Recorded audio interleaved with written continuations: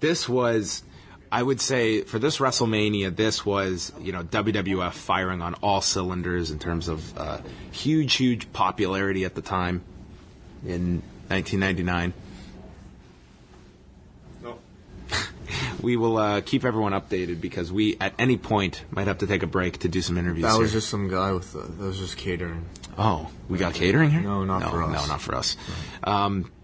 Anyway, so this was a super, popularity peak for the company in early 1999 and would last, for quite a while after this. Did you watch this live? I did watch this, and I almost didn't. It was the first time I had pay-per-view to watch a WrestleMania. I'd just gotten it a few months earlier, and I remember the Monday before, the Raw we reviewed last week, I remember watching it, and my dad, for some reason, he just said that, no, these pay-per-views are too much. We're not gonna get WrestleMania or something like that. And I think he would walk in every now and then and watch some of wrestling. And he always had a knack for walking in on the worst parts of WWF at the time.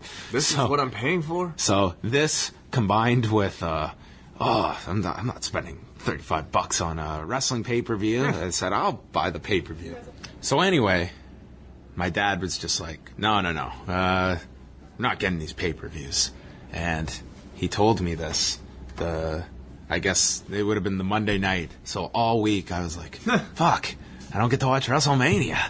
And I was just so annoyed. And then Sunday morning, my dad relented. He's like, all right, you can order the pay-per-view.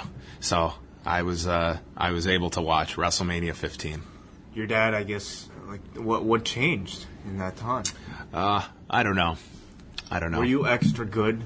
So that, were you, extra nice to your dad that week leading up to Sunday? Maybe I was. My dad would always do that, though. If he got mad at my brother, it would always be like, that would be always his go-to card was, no more wrestling pay-per-views. Wow. And I always just no-sold. I was like, all right, that's fine. And then, without fail, every time it'd be an hour before, he's like, all right, you can order the pay-per-view. He'd always come back. I was like, you learn how to work the system. Yeah. And anyway, so ended up getting to watch it. Wai Ting, is this the first time you have watched WrestleMania 15? Yeah, it is. I mean, I think I was watching Raw at the time. I just, or maybe not very consistently, but this was during my down period where I kind of fell off from the product. But you can't help it. Your down period where you weren't watching, not like you had a personal crisis or something like that. No, I wasn't. This is my down period. I was in prison. Yeah.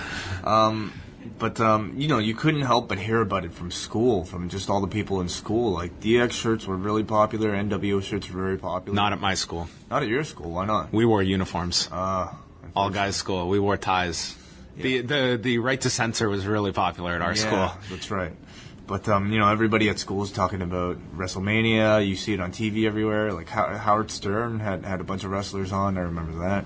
And what was really a key here was that, the year prior, it was so much of the focus was on Mike Tyson. A year here, this was the WWF crew that was drawing this number. And it's interesting when you look today that, let's take out The Rock, Brock Lesnar, even Triple H from WrestleMania this year. This is a pretty uninspiring card, I would say. What combination to you would really spark something? Who would be, granted, Austin and Rock are kind of anomalies for a generation, but what would we have done this year? Cena against Punk again, Cena and Orton, Cena and Hunter.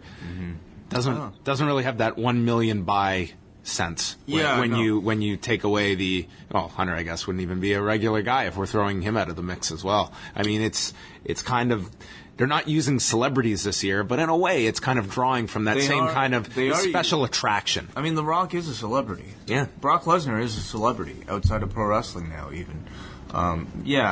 There's no way to argue in favor, to say that the star power is the same right now as it was in 1998. 1998, 99, you had guys that were reaching mainstream levels of popularity, which you just don't have in pro wrestling these days. And this was always a part that people will always praise. The creative team of Vince Russo and Ed Ferrara at this point of really developing characters from top to bottom. And, Vince McMahon was obviously, his main focus was the main event picture and such. But, you look up and down, these mid-carders were over at this time, and it felt that you would watch and you hear all the reactions these guys would get every night. Mm-hmm. These all felt like really over performers. And the result was, some of the in-ring work wasn't exactly at peak levels here in 1999, but this was a popular program, and that was the popularity wasn't necessitated on, great mat work, so to speak. No, it was not. No, and that would be evident here on this show. Now, interesting way is that on this show, completely forgot until I watched it, because it was not mentioned once on the Raw we reviewed last week, Brawl for All. Oh, so I guess there was one celebrity. Butterbean. Yeah. Oh, yeah. Ah, huge. I would argue WrestleMania did more for Butterbean than vice versa. You don't think he's on the level of Mike Tyson? I don't. Butterbean? No, I don't. Okay. Eric Butterbean Esch. Yeah. And this wasn't even promoted on Raw. You're right. Yeah, not one mention of it. Like nothing. Because when was the Brawl for All? It was in the fall of of '98, right. And then they had Bart Gunn surprisingly win this tournament. Which one day we have to go back. We got to review that tournament. Yeah, that's a must. I would love to. Did you know that Big John McCarthy was asked to referee that Brawl for All? I had no idea. He was asked about it. He talks about it in his book, and he declined. Oh, wow. How great would that have been? I don't know if it would have been anything. Well, just in hindsight, to go back, had they got Big John McCarthy to do Brawl for All? Sure. That would have been funny.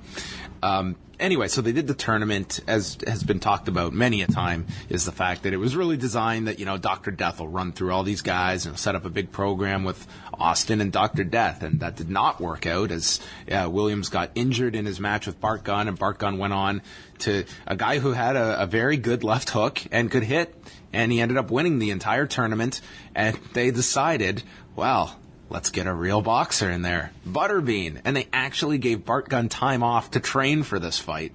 And the result was the worst concept, one of the worst concepts in WWF history, the Brawl for All. Just imagine that logic. Okay.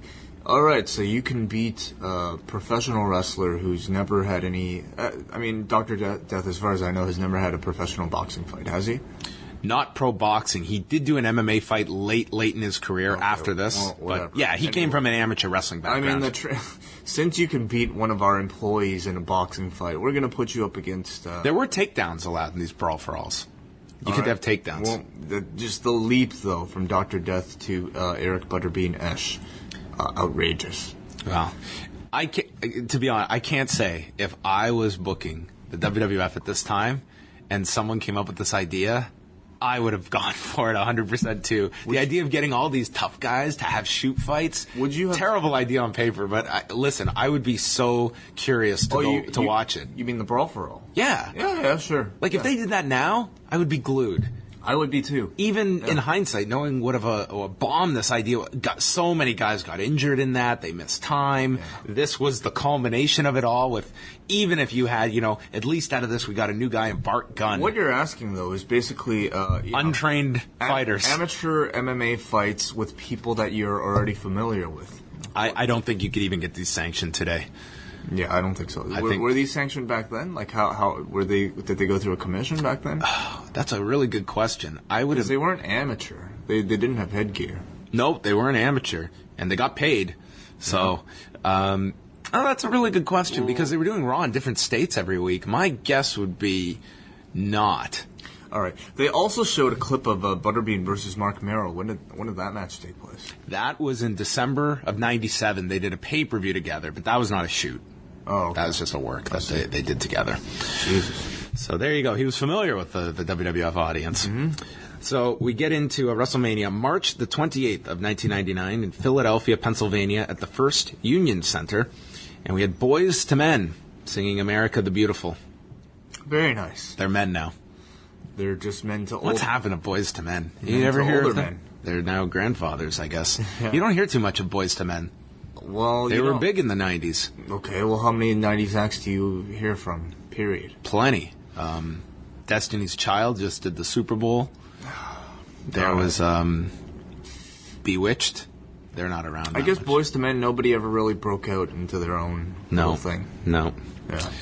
So They got pyro at the end. I was just amazed here watching, like, this was 99, and it's just, man, the production of WWE, it's come so far from just, this was like, you know. It was, for a WrestleMania, especially during a period as popular as wrestling was back then, I was kind of disappointed in the show. Yeah, it just felt to me like, yeah, this is WrestleMania, but it looked and felt like any other pay-per-view. Well, this was in a hockey arena. Yes. And not in a stadium. Which is one of the main reasons I enjoy. A lot of people are like, oh, they should have gone to Madison Square Garden. I disagree. I like WrestleMania, the one time a year you're in a big stadium and you know this is the biggest show of the year. It feels different. It's huge.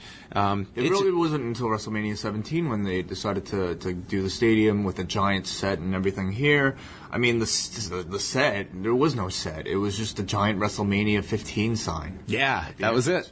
That was the setup. And, I mean, really none of the weekend event. Like, they had a Saturday night, they did some party that they broadcast on, that they showed highlights of on this. And that was essentially WrestleMania weekend. It was very low-key as compared to what we get today with 5 million shows on WrestleMania weekend. Yeah. Then we got the opening. I remember watching this and just thinking this was like the greatest opening to a pay-per-view ever. First of all, Freddie Blassie was the voiceover on it, and just I loved whenever they incorporated him.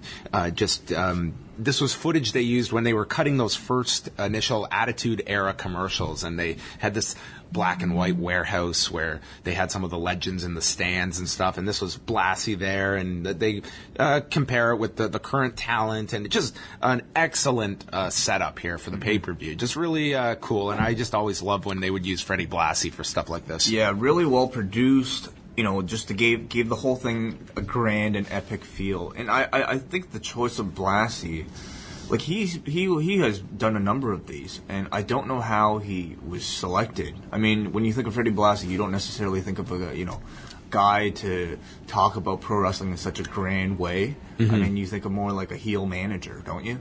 Yeah. Well, he was someone always like really tight with the McMahon family, and it was always. But it totally works. It's the really fact well. That, there's this old guy with like a deep voice who can't really walk anymore. I mean, he gets around with a cane. Just like the image of this kind of old. Oh, where he walks into like the light and. Yeah, it just works so perfectly for what they're doing here. Yeah, it's great. Yeah, and I just like the whole theme of this. He was like, the emphasis of this is their night, and just focusing on what we said. Like tonight, it was like this whole WrestleMania was drawn on the WWF roster and the talent, and really just positioning WrestleMania. This is our biggest night of the year. So I just thought it was a great opening, and they had the theme for WrestleMania 15, really epic kind of score that they had to open up the show.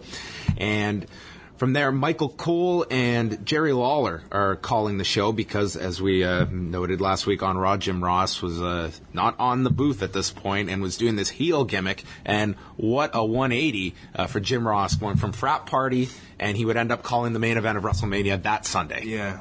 I imagine it's very much like what's been happening with Jim Ross in recent years, where perhaps the participants of the main event specifically requested, we don't want this guy Michael Cole calling our match. We bring him. I don't care if you have him doing a heel gimmick. In a weird roundabout way, I think that is also probably something that makes JR, as effective as he is having that idea in the back of his head that I'm not the golden pick here by the WWE. It's like, for this guy's been dealing with this stuff going back to 90. He was fired in 94 by the company. Right. I mean, he's never been like, you are our guy who we are completely behind. It seems it's always been, we need to find the new guy to Jim Ross. And you got to imagine he broadcasts every show knowing it's an audition for the next week.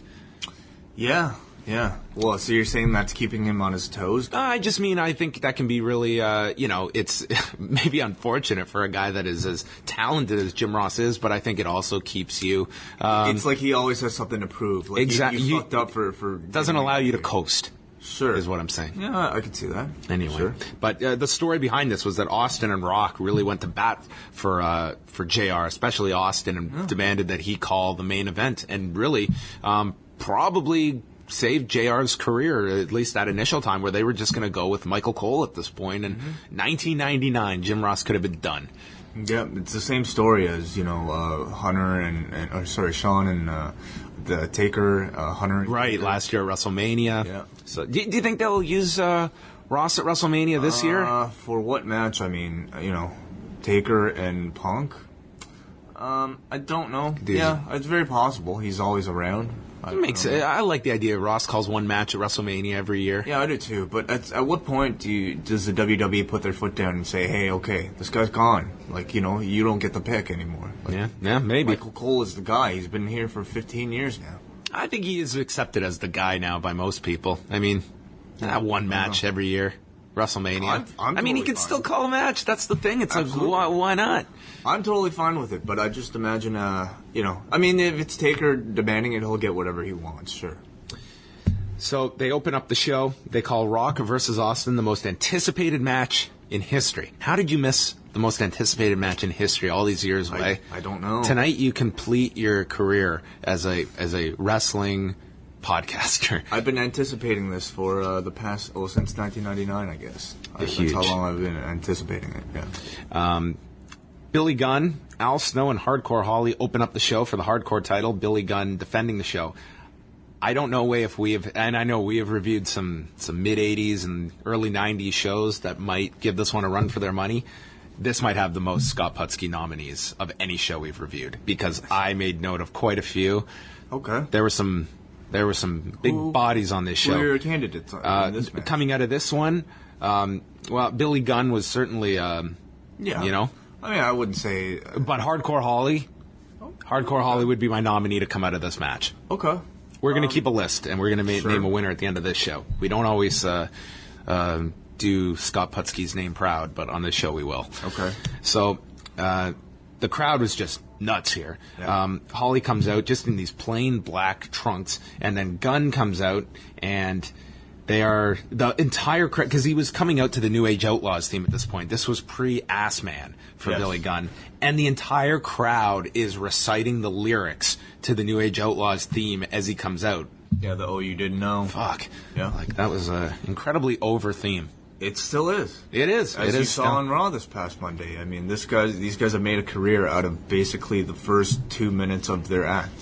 One thing we did not see on this latest Raw was Billy Gunn putting water in his mouth and making a gesture to slap his dick as water came out of his mouth. What? Did you notice this? He puts the water in, and then he's like making a gesture to hit his like the crotch chop, like with the one hand. It was like a slap, because the chop is like this, but he was going like this. So like he was like, and then he spit out as he hit. Like he's jerking off. Exactly. But he's coming out of his mouth. Exactly. All right. Exactly. Great. It was earning our explicit content label. The badass to mouth Billy Gunn. Wow. I've got to keep my volume low here. Yeah, we are. You guys are getting nobody. What the fuck are you guys doing in there? What are you guys recording in there? Yeah. So anyway, match begins. Oh, Al Snow is the third guy. Right. Anything to add about Al Snow? He was in here in Philadelphia. No. So. Well, he had just come over from ECW a year ago, so maybe. I don't know. If you were an ECW fan, a dyed-in-the-wool ECW fan, would you have gone to WrestleMania?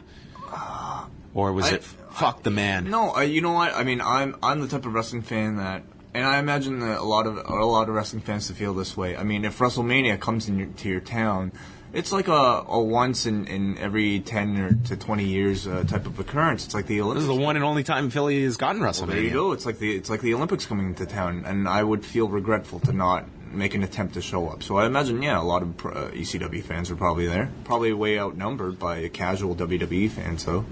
First hardcore title match ever at WrestleMania. Oh, that's a first. Yeah. Yeah. Big start here. A lengthy lineage, the hardcore title at WrestleMania. I mean, we get highlights like, who was it? Crash Holly and Hardcore fucking up a finish. Molly Holly winning a title at the Skydome. And that's about it, as I recall. I don't remember any of that. Billy Gunn gets sent into the steps and leaps over, and Cole updates us that the main event, it is now a no disqualification.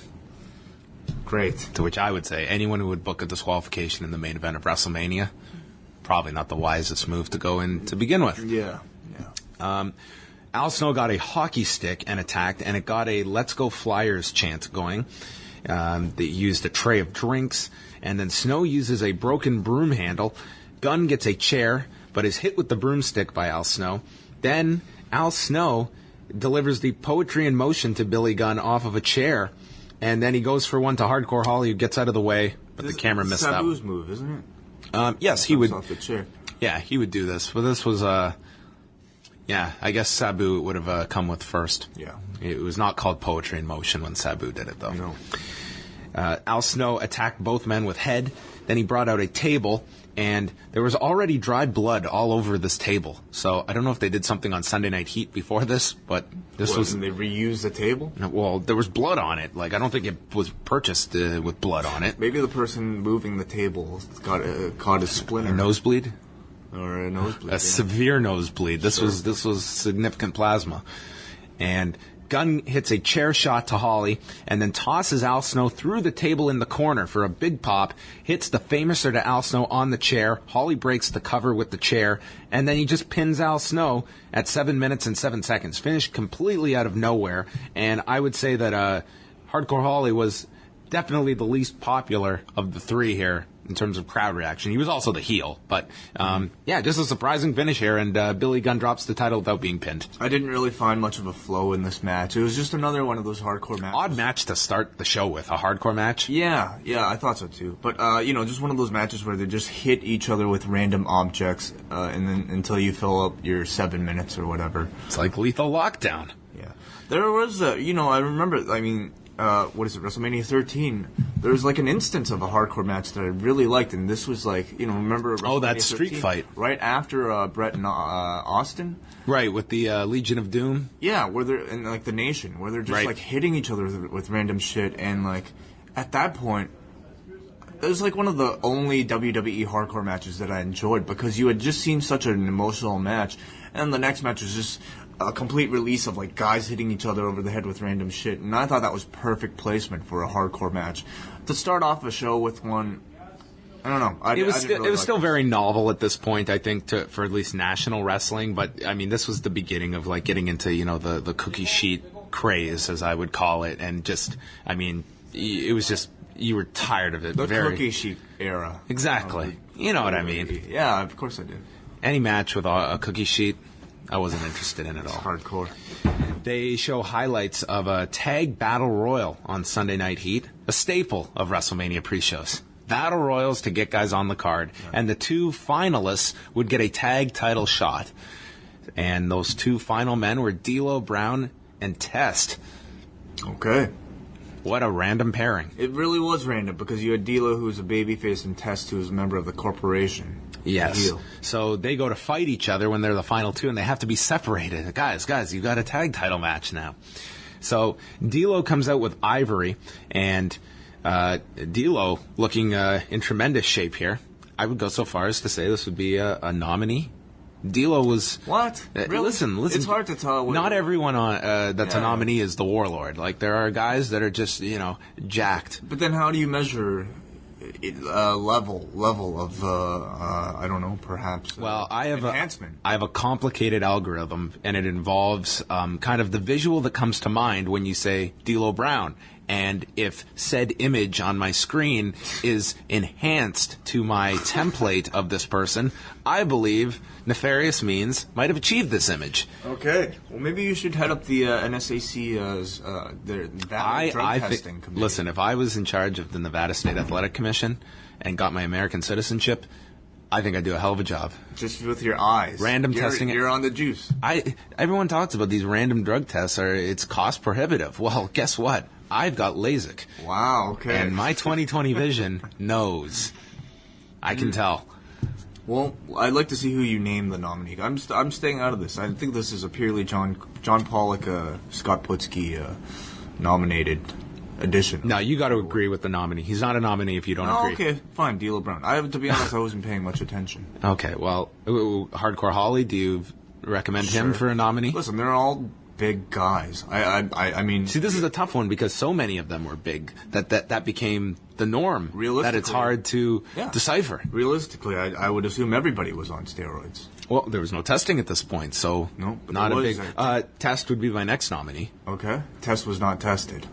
I think there was a reason why he was nicknamed Test. Right. I'm serious. I think that was a Yes. joke. WWE is not. Do you know that back in, I think it was either deep South or Florida, where Ryback was part of a tag team, and they called them High Dosage. High Dosage, okay.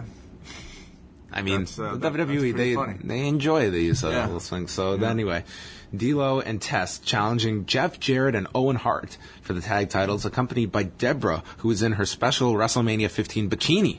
Was this a special bikini? Did she always wear a bikini? I guess not. This was basically a bikini with a jacket. with a magician's coat over top of the jacket To cover her The ass bikini. cheeks. It was just interesting fashion sense from anybody. I'd never seen this combination of a sequenced bikini with a magician's coat. Oh, first of all, when D'Lo came out with Ivory, they showed a bandage on Ivory's cheek, and they explained that Terry burnt her cigar out in Ivory's cheek. Yeah, this was an angle. Yes, yeah. I remember that. A cigar angle. And then Test comes out with a shirt that reads, "Guns don't kill people, I kill people. Ooh. Beware." So the tag match begins. Brown and Test are arguing before the match, and as Deborah comes out in this bikini, they cut to Ivory, who you can see mouth the word slut. Yeah. That was her assessment of this. Sure. Big boot by Test to Owen, and then a clothesline over the top to the floor. The crowd is chanting Nugget at Owen. Then we saw a gut-wrench powerbomb by Test to Owen, an Insiguri by Hart to Test, and then he goes for the sharpshooter that Brown breaks up. Brown knocks Jarrett off the apron and then into a spinning heel kick as Test is yelling at D'Lo. And Brown clotheslines both, makes a comeback on both, and Jarrett leapfrogs into a sit-out powerbomb as D'Lo gets a 2 count. Deborah gets on the apron and Ivory yanks her down. Owen hits a missile drop kick, and that leads to Jarrett getting the pin. 3 minutes and 59 seconds. This was basically a TV match. This was like a Sunday Night Heat match. Yeah, I mean, what more can you say about a match that was booked, 20 minutes ahead of the pay-per-view? Like, nothing deserves to be said. It's just an excuse to get Deborah's magician bikini on. In all seriousness, Deborah was like the featured person in this segment. Oh, yeah, absolutely. That's all this was, a segment, basically, of WrestleMania. So a nothing match. Nothing. And Owen and Jarrett retained the tag titles. At the end of the match, Terry and Jacqueline ran down, and Brown was yelling at Test as they fought after the match. So we had 2 tag partners that were not on the same page fighting. Uh-oh.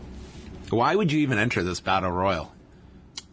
Well, for a chance to win the title. Well, then- and also to get your then the- WrestleMania payday, of course. Well, I guess they should make that a storyline. The WrestleMania Payday Battle Royal. Yeah. Winner gets onto the main card. I that's great. That should be on every Go Home Raw. Yoshitatsu, you put like all Alex the Riley. JTG, Everyone we interviewed last year Yeah. into a Battle Royal. My goal is The live audio wrestling Battle Royal. Yeah. But the winner, I'd sponsor it. The winner doesn't even get a match on WrestleMania. They just get a backstage. They get a backstage segment with like Flo They get Rida a shoving them into the wall. They get a cameo, like walking through the backstage as John Cena walks out. Yeah, and high fives them. Yeah, a surprise. That's fine. It's a great idea. Yeah. Then they aired a video on the Brawl for All with Bart Gunn talking about Butterbean, and they took the stock music that they would use for upcoming events. Like years later, it's like, we're coming to Binghamton, New York, then Albany. This was the music that they used for this video package, and they had this was like a bad MMA card on like Access TV. It's like Bart Gunn doing like generic Bart Gunn promo of, I'm training really hard. It's not nearly as good as the Bellator videos. No, the Bellator voiceover would have been awesome here. The exaggerated Bellator. I was a smoking gun. I was an embarrassment. They didn't even give me a real gun. My last name is Gunn. Oh, that would have been much better here. And that was the limitation here, is that even Bart Gunn winning this tournament, what could you do with Bart Gunn? Oh, it was a fuck-up of, this guy, great, he can knock guys out, but he wasn't going to get over anywhere, even had he won this match. Bart Gunn. So, then they got some comments from Butterbean. They had experts here dissecting this fight in boxing fight fashion, and these experts were choosing Bart Gunn. Ray Rinaldi, Larry Scott, and Rocky Fratto. I predict Bart Gunn to win in the second round. So it ends with the VO of "Let's get it on." And they show Rodney and Pete Gas and Shane's other friends in the front row. As well as Isaac Hayes. Oh, that's right, because he played the WrestleMania Rage party the night before. Oh, did he? Okay. Yeah, he was part of that. Cool. Howard Finkel introduces referee Vinny Pazienza. Yeah. Who now just goes by the name Vinny Paz. He says Pazienza was my slave name in boxing. Yeah. Okay. So, Vinny Pazienza, I am also nominating.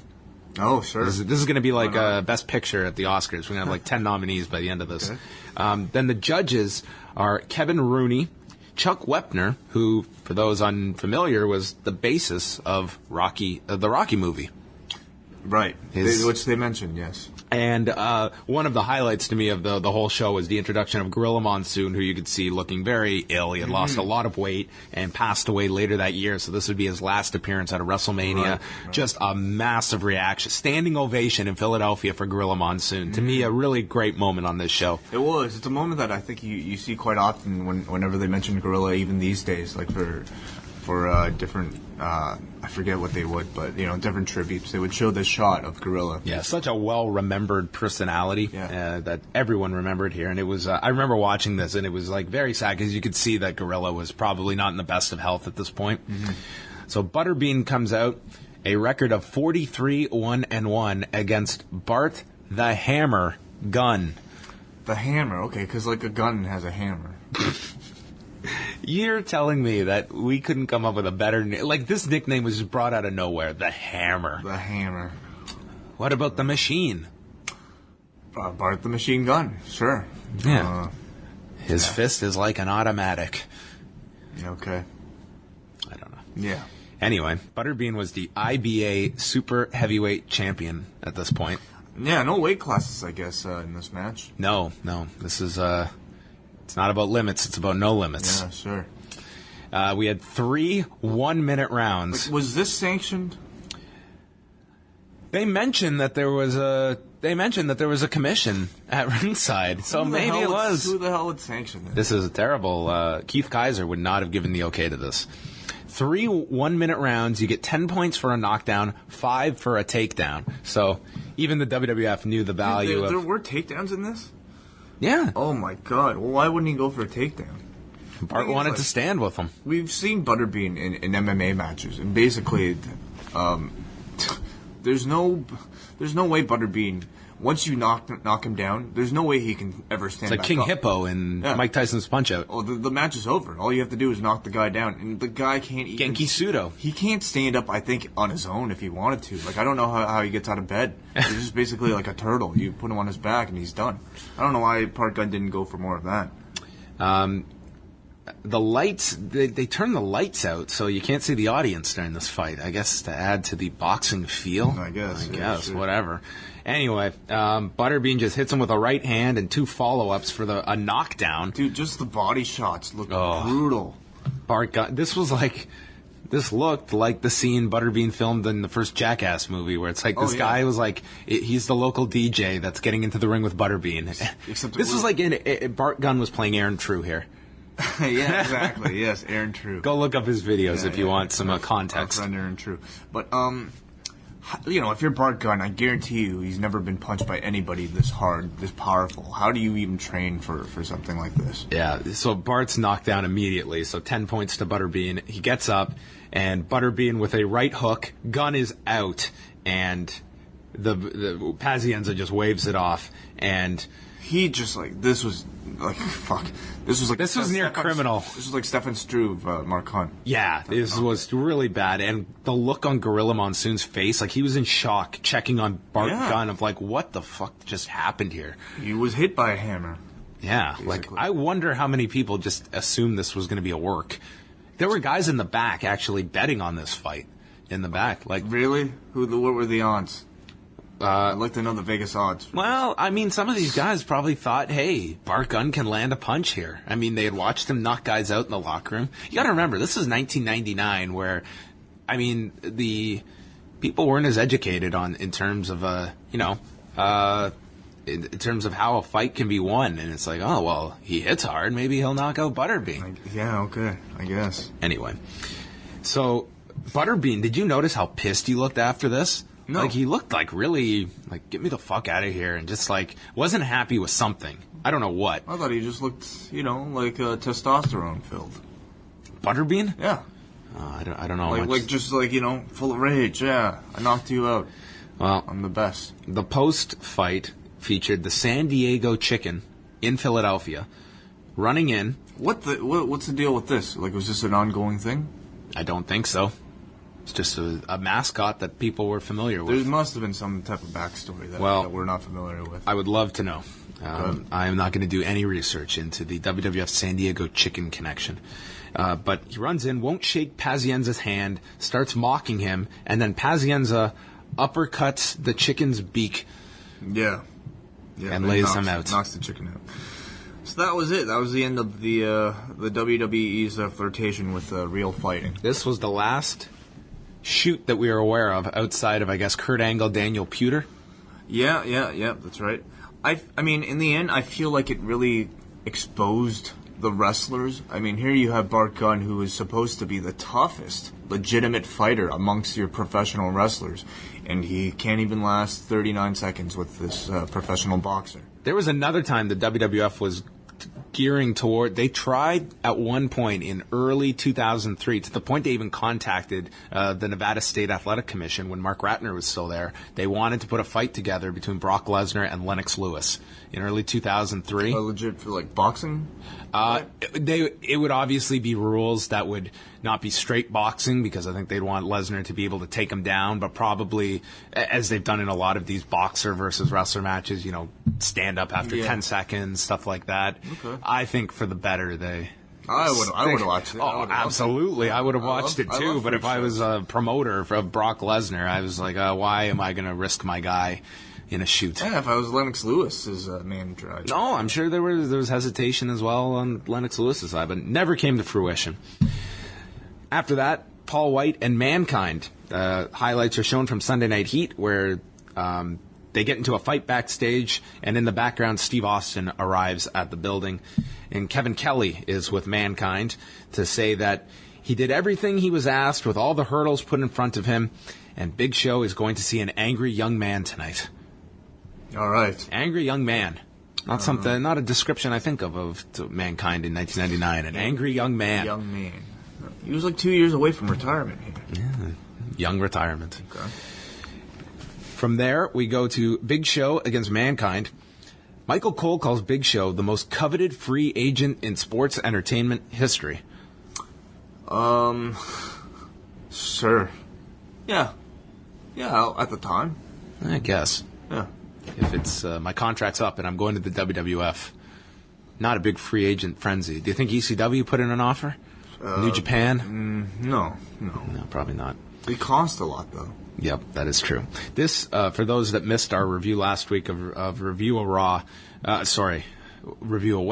of Raw from March of '99, Big Show had debuted at the February St. Valentine's Day Massacre pay-per-view, and a lot of people were questioning at the time the usage here of Big Show, who you had signed to this gigantic contract, pardon the pun, and presenting this guy as a bit of a fool. Yeah, absolutely. And this would continue on this show. They made it into a storyline. Yeah, what an idiot this guy is. He's a stupid giant. Yeah, pretty much. Big and dumb. Mm-hmm. So the winner of this match would be the referee in the main event of Rock and Austin, the most anticipated match. The referee in a no DQ match. Yes. So not a very important job. Yeah. Really. Mankind runs into a big boot and gets sent to the floor. Show sends him over the top to the steps, and you can see Bill Apter here at ringside shooting photos. Oh, yeah? Yeah, he was visible here. Mankind ducks a punch, and Show goes to the floor. He grabs Socko, applies it, but then Show breaks it with a headbutt, then applies it again, and hits a low blow to Big Show.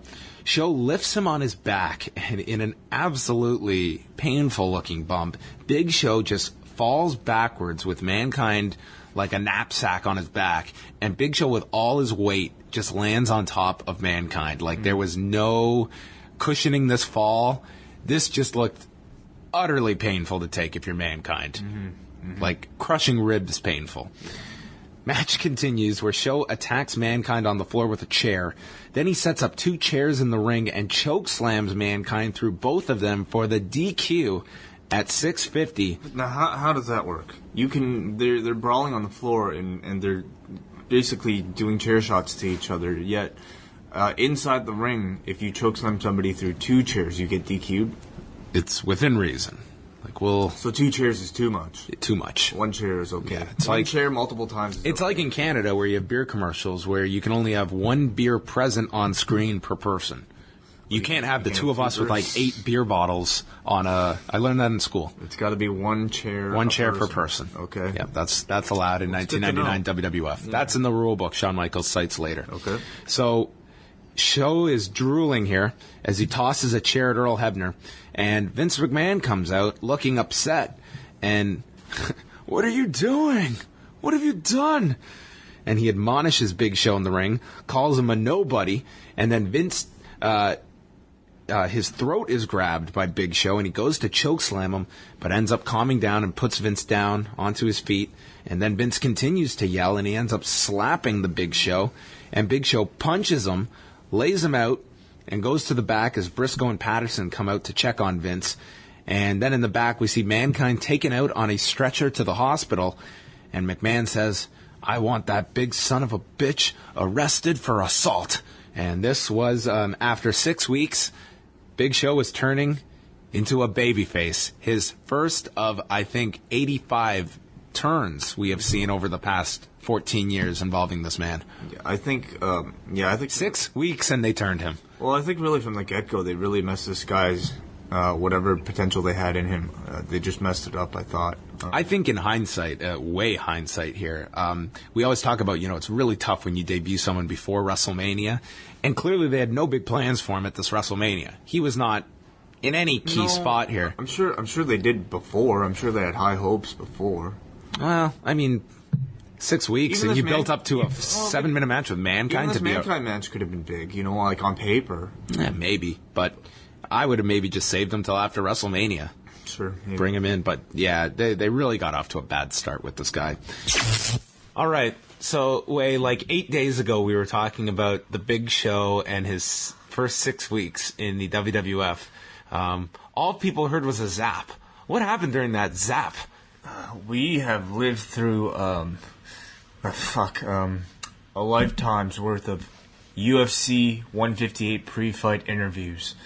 We recorded this in our downtime before we started everything, and since that time we've interviewed 17 people. 17 people today were interviewed by us. It's been 12 hours. We did this podcast at about 11 a.m. and now it's 11 p.m. In that time, we did these interviews for 10 hours.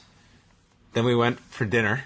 We went to all-you-can-eat sushi. Well, we didn't. Yeah, we skipped lunch. We were cutting weight basically, along with these fighters for 10 hours. You were literally cutting all day. I was cutting, yes. On your laptop? Yeah. Yes, I was. So we had some good interviews. We had some not-so-good interviews. Well, first of all, you can check these out on YouTube.com/Fight Network. Go on over there, and you be the judge of what were good and what weren't. Well, what were some highlights? Because I don't expect everybody to watch every single one. I do. You do? Okay. Well, if you had to pick, which ones would you say it was? I would... For better or worse? I would say my favorite ones were Nick Ring and Antonio Carvalho. Those two were really fun to do. Yeah, those were actually really good interviews. Both guys were for different reasons. Mike Ricci was in a weird mood. Yeah, the ultimate fighter. And by weird mood, I mean not a talkative one. Yeah, no, he was not. He was a lot of the TriStar guys on this in this junket just either I don't know, they seemed kind of depressed or something was off. As amazing as all the 17 interviews, 10 hours, what still remains a constant way is your coffee that you still have from this morning when we were talking about it. It's still half full, and it's probably freezing. I'm going to persist. You're going to drink it cold? Well, you never had iced coffee before? Oh, that's gross. What? What's wrong with that? I'm going to have a beer soon. Okay, well, you know what? I'm committed. I'm committed to finishing this coffee throughout this course of this podcast. I still have about maybe 40% left. I downed that thing hours ago. Okay. Hours and hours ago. You had a lot more talking to do than I. Oh, I guess so. So that's what we've been up to, everyone, as we now get back to WrestleMania 15, which is what me and Wai just wanted to do this whole time. We just want to talk about WrestleMania 15. What else is there to do? I mean, sleep? Fuck that. We gotta talk about wrestling. We gotta do this, and then we gotta watch 2 more hours of UFC programming tonight. We are very multi-dimensional. You really want to watch The Ultimate Fighter. I can tell you brought it up like 5 times today. I've been really enjoying this season. Yeah, it's been decent. Yeah, I've been enjoying it. I'm interested to see the countdown show. We should say we're doing this Tuesday night. It's like 10:53 p.m. Eastern time, and right around now, Nick Diaz should be landing on a plane in Montreal. Yes. He has been a UFC representative, has been sent to go pick him up at the airport. We should have followed him to the airport. We should have. Yeah. Ambush Nick at the airport. Maybe we'll wait for him in the lobby along with all the other fans that are camped out there in the lobby. Yeah, perhaps. Maybe someone's going to ask you for an autograph. No, I don't think so. Wai Ting! No. The weigh-in! It doesn't really happen. Well, that's enough about our little trip. We head back here. Man, I got to get back into this wrestling mode here. So Big Show and Mankind. Not much of a match. No, a very lackluster match, I thought. What kind of stood out to me was that this mandible claw. I mean, when they debuted it was an actual claw. Yeah. Like, he kind of had this hand glove that was turned into a claw. And they made sense when they said that, once you pinch the nerve that's underneath your tongue, it somehow paralyzes you. Okay, I mean, as a kid I could buy that. But now... The Socko claw. Now it's a fucking sock. And basically all he does is put his sock in somebody's mouth, and that's supposed to paralyze him. I mean, I understand it. I know where they're coming from, but I just imagine, during this peak period of pro wrestling, a lot of casual fans probably tuning into WrestleMania 15 for the first time. Like, imagine, a wrestling fan's girlfriend all of a sudden watching, and he's like, just imagine how odd this is. You put a sock in a guy's mouth and he can't move. How many idiots in college and high school at this time in 1999 were doing this on their buddies when they got hammered? I'm sure many. It's the Socko claw. Oh shit. Yeah, that's why I never stayed in dorms. Hazing. The Socko claw. Up next was a 4-way for the Intercontinental title. We had Road Dogg against Goldust, Val Venus, and Ken Shamrock. Interesting, eclectic group here, fighting for the Intercontinental title. Sure. Savage Steamboat for the IC title. This match was not. It was elimination rules. So we're going to get some quick finishes, potentially. Yeah, but you could also tag in. Yes, you could tag in, which was fine. It's just odd. I've never seen that. Well, for the elimination, it makes more sense. If it was just first person to get a pinfall, why would you want to tag yourself out? You could be risking not being the legal person, and you could... Wait, well, why would you ever want to tag in if it's elimination? Well, guy could get a pinfall. You cannot win the match if you're not tagged in. Exactly. So why wouldn't you stay outside the whole time? Well, I'm just saying, wouldn't you want to be the legal man? No. Why? Because you let the other guys beat themselves until you're the last one. Yeah, but someone's got to tag you in eventually. Eventually, yeah, when it's down to 2 people. Well, I'm talking... So you let the first 2 people get... No, I'm talking about if it was just single, like one pinfall to a finish. This is elimination rules. I'm saying the opposite. Oh, okay. I'm way too tired to dissect this. I'm so confused. Who cares? Road Dogg comes out. He does his opening promo. And Val Venus then comes out. This was when he did his little cute double entendres. Said that even if he wins that big belt, it won't keep his pants on. It's championship quality promo right there. Yeah, there you go. Ricky Steamboat. My dick's so big, this belt still couldn't hold it up. There's a bulldog by Val Venus off the top rope to Goldust for a 2 count. Val Venus falls down and lands on the groin of Goldust. And then Road Dogg comes in, hits a DDT to Val and Goldust, who then climbs on top for a 2 count. Road Dogg takes everyone out with punches, does his shake, rattle, and knee drop to Ken Shamrock. There's a pump handle slam to Val Venus by Road Dogg. And then Shamrock with a drop toe hold to the ankle lock, but Venus gets to the ropes. And then Shamrock goes to the floor, takes a baseball slide by Venus, and they end up fighting down the entrance, and these 2 fools get counted out at 8:24. Yeah. So you didn't even get pinfall eliminations. These two eliminated each other, leaving Road Dogg and Goldust to finish this off. And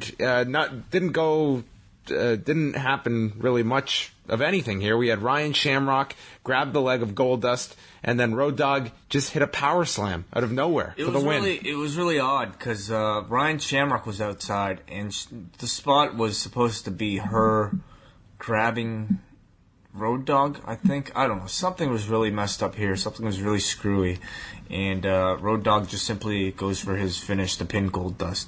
I thought the crowd was really cold for this entire thing. This match was booked at the last minute. They didn't even have this match going into Raw when we reviewed it. So I don't expect the audience to care much about this. This Ryan Shamrock angle was not really getting over at all. And I thought this was like, epidemic of them just wanting to cram in a bunch of guys onto this show.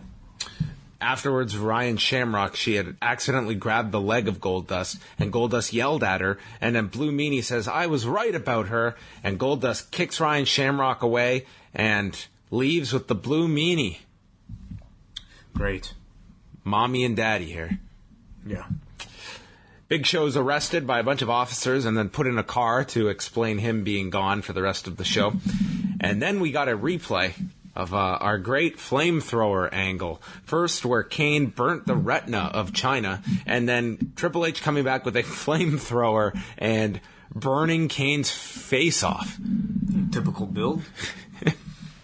This flamethrower was just so absurd, even by wrestling standards. So Kane comes out 6 days after his face was blown off, looking completely fine, and he's attacked by the San Diego Chicken. He suffered minor third-degree burns. Minor third-degree burns. Yeah. All right. Third degree is the good one, right? Yeah, I guess so. Was it first? I don't know, whatever. Way too late. The San Diego Chicken runs out, attacks Kane, he unmasks the person, or the chicken, takes the hood off, and it's Pete Rose. Wow. Back for a second year. This was a genuine surprise when I was watching this. I remember this got played on some sports shows the next day of just how sad is this? Pete Rose playing the chicken.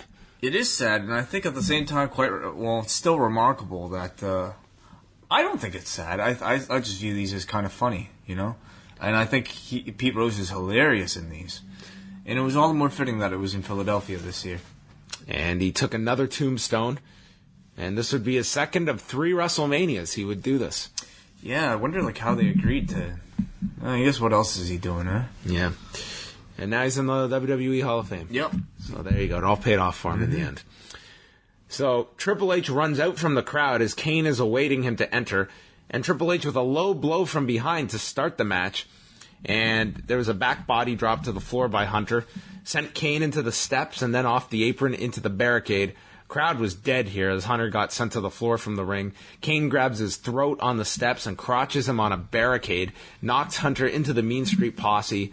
Match continued with Kane missing a splash in the corner. There was a running knee by Hunter, and then Chyna came down to ringside, and Hunter blocks a tombstone, goes for the pedigree, which is countered, and then Chyna throws the steps into the ring and just leaves them there in the middle. Kane gets the steps, and Hunter kicks them into Kane's face and drop toe holds Kane onto the steps, clotheslines him to the floor, and then goes for a pedigree onto the steps, but then Kane back body drops him. And then Kane chokeslams Hunter in the ring, goes for the finish, but Chyna comes in with a chair and attacks Kane from behind for a DQ finish at 11:33, and then Kane is attacked by Hunter with a number of chair shots, a pedigree onto the chair. Chyna is in the corporation, by the way, with Kane. Yes, they had been linked together in the corporation. And Lawler says that Chyna broke Kane's heart and Hunter broke his head. And Hunter and Chyna embrace, and everyone thinks that Hunter and Chyna, they're back together now. DX is back. They're back, alive and well. Well, the first of many swerves this evening. Was it the first even? Were there others? Well, we had the Ryan Shamrock one, I guess. So yeah, that was a turn. We had Big Show kind of turn. Yeah. In his match. Okay. Anyway, I thought this match was lame. The crowd seemed to agree. No reaction. To DQ finish. Well, that's the other thing that didn't make sense. If I'm trying to help you, John, Am I gonna get you DQ'd intentionally? Like trying to lost the match here for Hunter. Just cost him the match. But look what they gained, though. They were able to Surprise. hurt Kane even more with their weapons. Yeah, this was just not feeling like a WrestleMania at this point. You know, this is the biggest show of the year, and we're getting fucking DQs and double countouts. Like, what's going on here? This was just overwritten, turning for the sake of turning.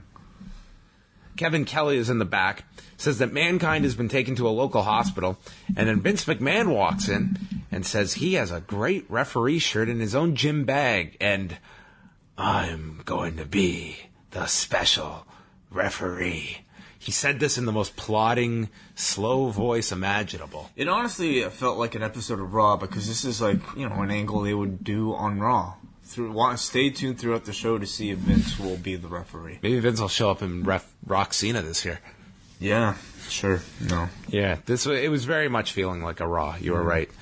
Sable comes out. Oh, you missed Big Pun. Big Pun was in the audience. No, you know what? I watched the DVD of this, and there was stuff, I guess, edited off. I did not see Big Pun. Why would they edit that They off? edited Big Pun off the DVD. They edited. Did they edit Isaac Hayes as well? They did.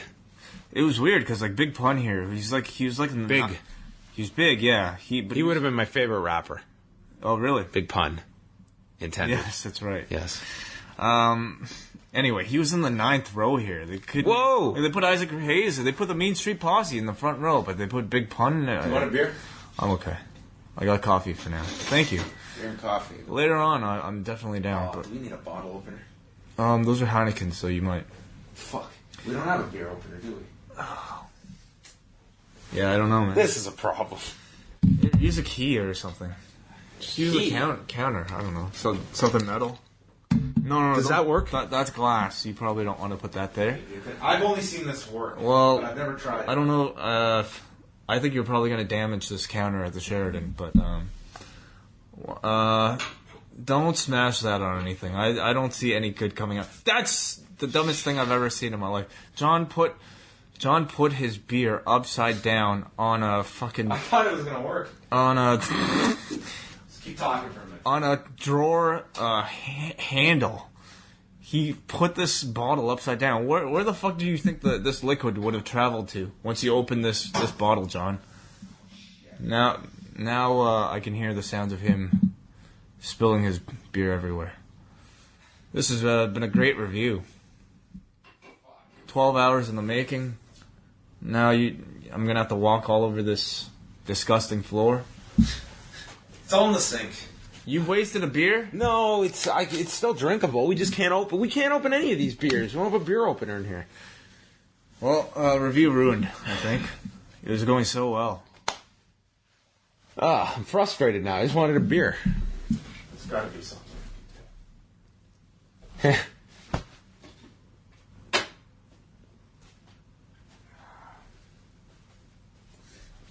I don't know. Maybe we shouldn't have gotten Heinekens. Who bought the beers? We did. Maybe ask. Ask downstairs. What, for the UFC people? No. Try this.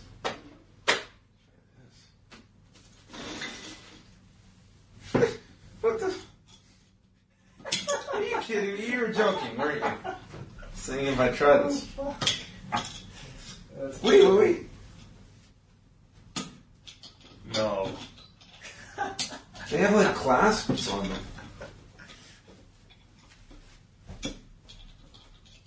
Why don't you call room service, man? They'll charge us a bit. So leave the bottle facing up, please. Use the other end. Here.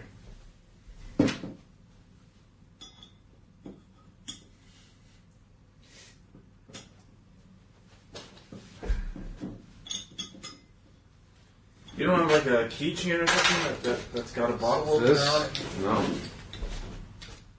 All right. Now, Problem solved. we've got beer now. Wai, you have succumbed. Your coffee is gone, and you've got a Heineken. Hey, after all that work, come on. Well, we got beer. We got can openers. Awesome. Are you ready now to review the best, worst match in WrestleMania history? No. Well, I am. First of all,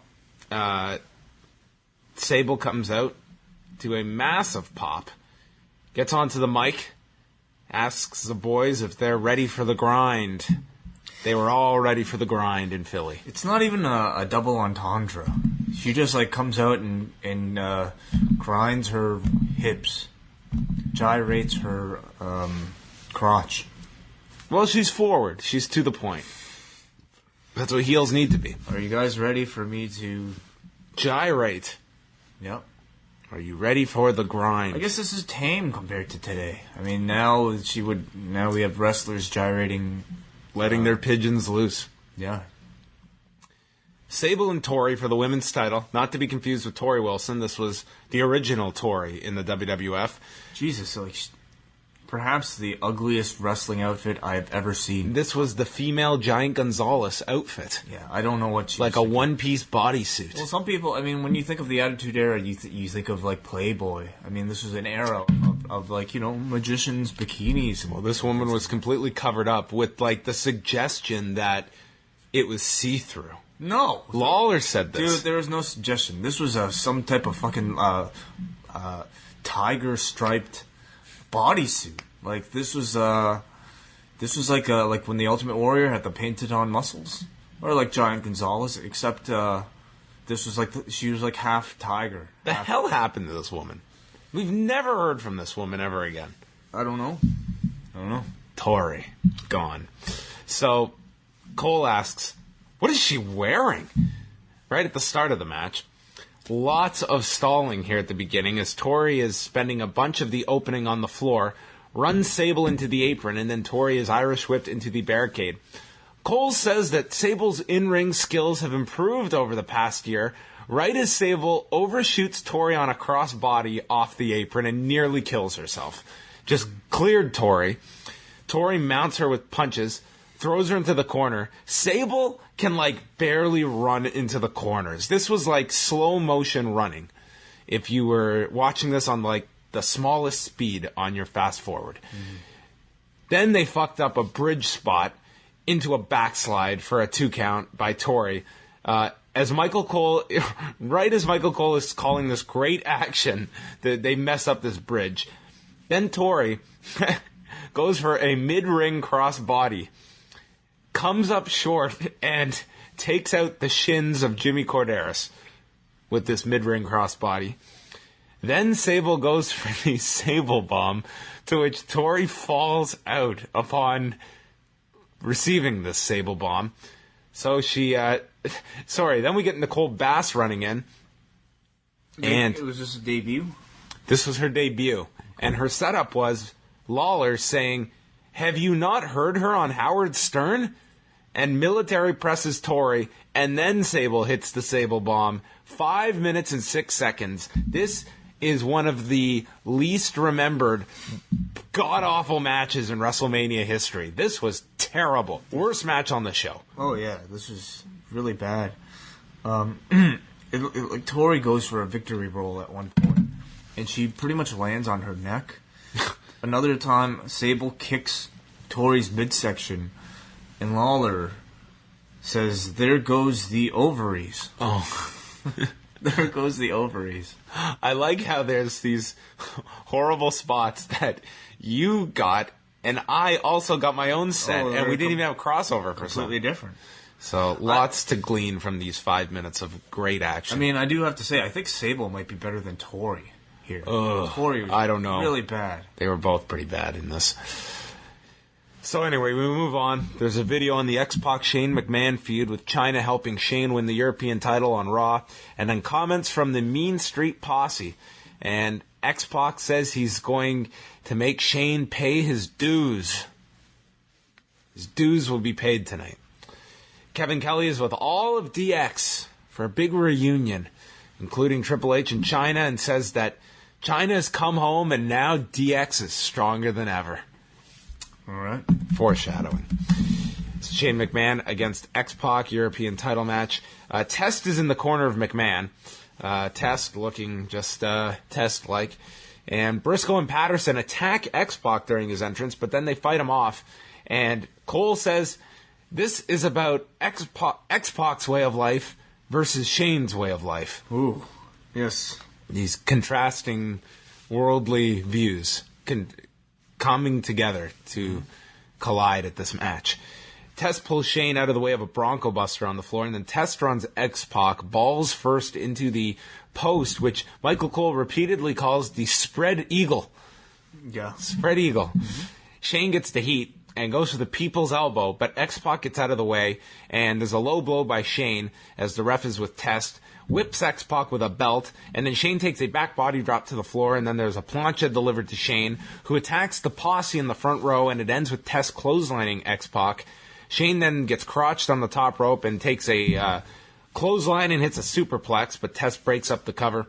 X-Pac starts whipping Shane with the belt. He hits a Bronco Buster, but then turns around and gets hit by the European title by Test with the ref's back turned. But X-Pac kicks out. Then Shane misses the Bronco Buster as X-Pac moves, fights off Test. He delivers the Bronco Buster to Test. And then Triple H and Chyna come down to ringside. X-Pac hits the X-Factor to Shane, but then Chyna distracts, and Hunter runs in, hits the pedigree to X-Pac, and puts Shane on top, and Shane McMahon retains the title at 8 minutes and 42 seconds. So we had a swerve on top of another swerve. Yes. So it turns out that Triple H and Chyna are actually a part of the corporation. This was weird, because we got a babyface turn supposedly by Chyna, but then the reverse turn. This was so complicated that Kane actually turned in this match without being involved. Absolutely. That's talent. Well, this is what happened, okay? You had Triple H and Chyna turn on Kane, who's a part of the corporation, but it turns out they're actually a part of the corporation. So they're actually on the same team, so they turned on their own teammate. How did they explain this afterwards? God, if I know. I don't know. Okay. Well, Kane would turn babyface here and start teaming with X-Pac after this pay-per-view. Oh, that's what happened. Yep. He got kicked out of the corporation. Yeah, he was out. He realized. He probably watched this match and then realized, oh, shit. Oh, whoops, I'm on the wrong side. I'm gone. Okay. Then the New Age Outlaws run in for the save. Billy Gunn leaps in under the bottom rope and nearly clears the ring, sliding from one end to the other. He almost falls out the other side. Quite the glide. And they get beaten down. Crowd reacts to the big to the angle, and the lights go out. Kane's music hits as the heels exit, and Road Dogg yells that Triple H is in fact a jack-off. Wow. A jack-off. All right. The match I thought was okay. For a Shane McMahon match, he comes, he's able to do things like the people's elbow. He's like the wrestling fan who gets to and does his favorite wrestlers' moves. Exactly. He's like a guy in the backyard. Oh, exactly. Kind of the rich kid in the backyard. Yep. Then we got a video talking about the Ministry of Darkness against Corporation feud, where Taker goes after McMahon's family. There was a teddy bear lit on fire, with the announcer having to yell, "That bear is on fire!" They tied Bossman onto the symbol. Taker with a home invasion. This was the introduction of Stephanie for the first time to television. They burnt the Undertaker's symbol on the lawn of the McMahons.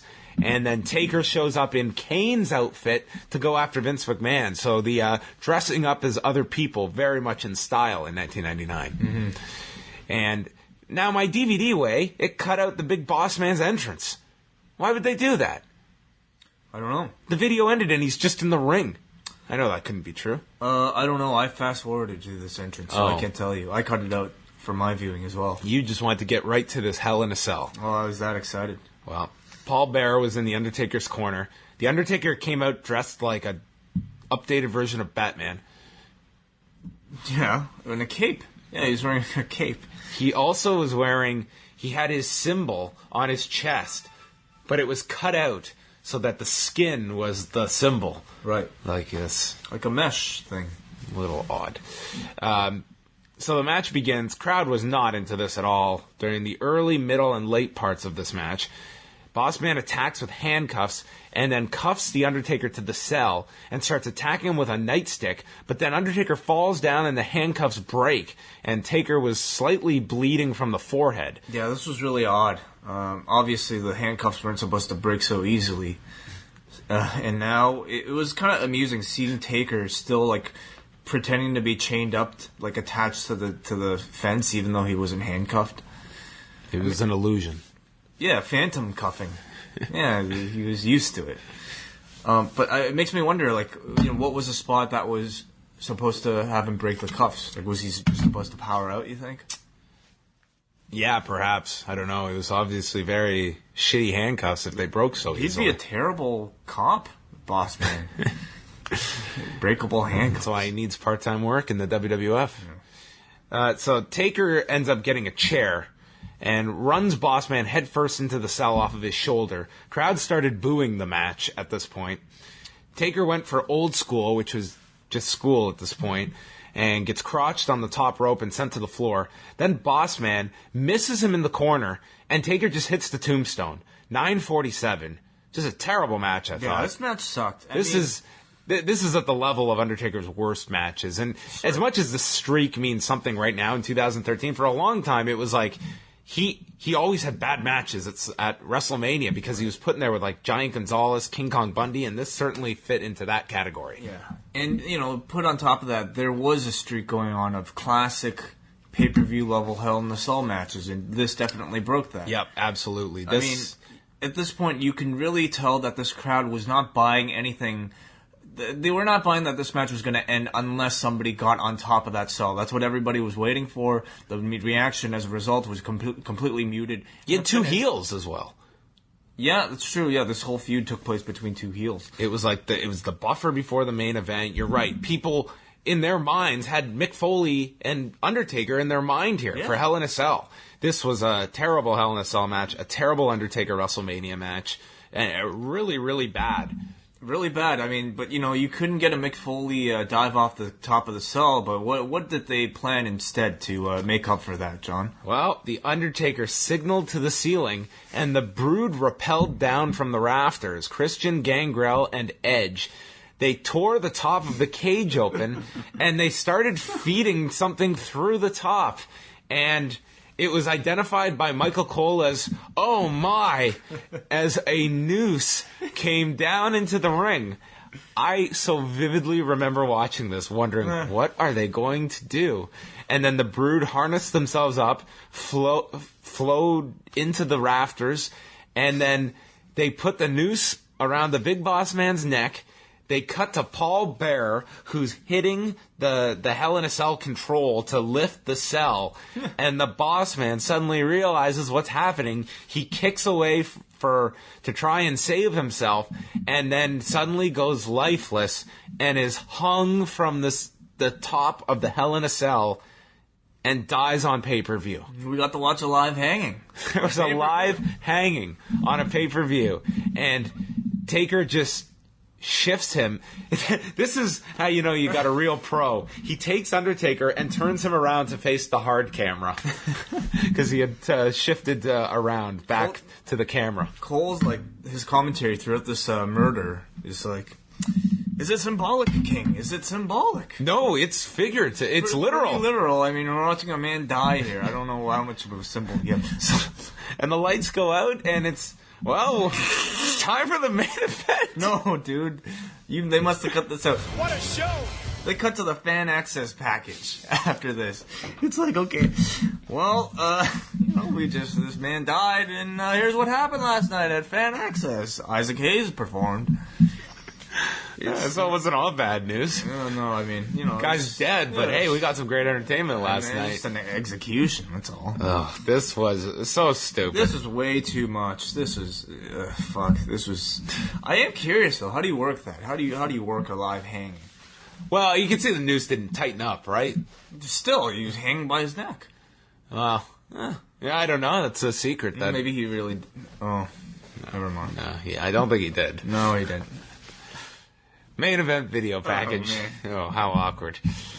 Michael Cole is in the ring, and he introduces Jim Ross to call the main event. And as I mentioned earlier, What a turnaround from Raw. This guy was hanging around with Dr. Death and some frat house kids on Monday, and now he's calling the biggest match of the year. He's calling the main event, yeah. So Ross was clearly emotional here at the start. And then Howard Finkel introduces Vince McMahon as the special referee, and he comes out, but then Shawn Michaels comes out to a huge pop. I would say second biggest on the show next to Austin. Michaels is really all over here, I thought. Really dressed up here. Purple t-shirt with kind of cream-colored pants. Well, you got him to attend the show. You're not expecting him to get out your finest t-shirt, Sean. We've got a main event to set up. This is before his hat phase, at least. He wasn't wearing the cowboy hats or the camouflage baseball cap. He told Vince he had to buy a ticket to get in here. Huh? He's the commissioner with an entrance. Yeah, who's got ramifications on the main event. I don't get that. Anyway, he did have a wristband on here, so maybe that is, he was given backstage access. Okay. He brings up the WWF rule book and says only one person can appoint a special referee at WrestleMania, and it's him. What a weird rule. Yeah. Like this, specifically, this rule would be written to the at rule WrestleMania, the commissioner can change the referee. In the event that something like this would happen. In the event that one man goes to a hospital and the other is arrested by the man who puts himself in line as the special guest referee, then only you can make things right. I would love to see them publish this rule book. I suggested that to Jimmy Corderas a long time ago, of writing the WWF rule book. Oh, yeah. I guarantee you people would buy it, Absolutely. too. So, The Rock comes out. Oh, first of all, we had Michaels kick Vince out, and Mike Chioda. After all that, Mike Chioda supersedes Vince McMahon, Mankind, and Big Show. What did I invest in here? Like, what the hell was the point of this whole stipulation? This, winner of Mankind versus Big Show gets to be the special referee. What was the point of that? Just to keep them busy, I guess, and... But it didn't amount to anything. Not really. A run-in. That was about it. God. So The Rock comes out minus his tracksuit here for WrestleMania, going shirtless for the first time in months. Okay. So big deal for him. Mm-hmm. That's what you pay to see. Yeah. Looking like just a huge star here as he walked out. I thought he had a lot of presence to him. And both these guys. Both, yeah. Austin comes out just gigantic. This guy... You can't appreciate how over this guy was. Like, the crowd was just at a different level for this match because of Austin. Mm-hmm. Like, just so incredibly popular. And match begins, and they start exchanging right as the bell rings and go to the floor. Of course, this is a no DQ match, so no disqualifications. And like, add to the whole special referee deal that this is a no DQ match. Yeah. They fought around the floor. Through the crowd, and then to the entrance, and Austin ended up taking a back body drop onto like this steel truss with a light on it, messing up his knee here, and then selling the left knee after that part. Austin starts choking him with a cord, and then sends Rock into the WrestleMania logo sign, and Rock then eventually comes back. They fight ringside. He spits water in Austin's face, then Austin spits water in Rock's face. Rock gets tossed into the steps. They get back into the ring, and Austin kicks out of a rock bottom, and the crowd reacts really big when he hits the rock bottom out of nowhere.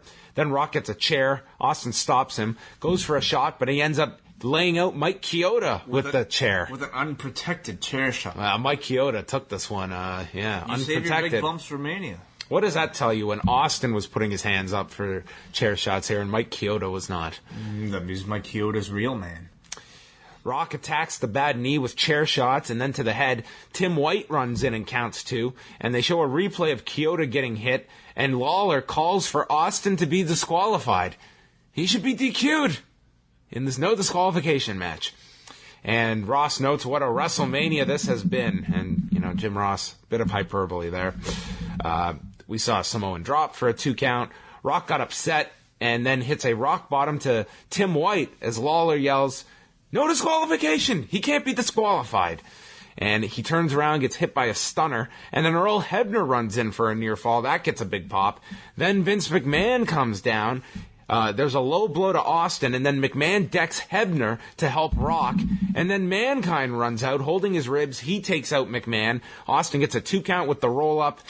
Okay, how many is it so far? We've had Mike Chioda, Tim White, Earl Hebner, Vince McMahon, Mankind run out. 5 run-ins so far. 5 run-ins on top of the angle, the match between Big Show and Mankind initially to try to determine the referee, and then Shawn Michaels. And Vince coming out, okay.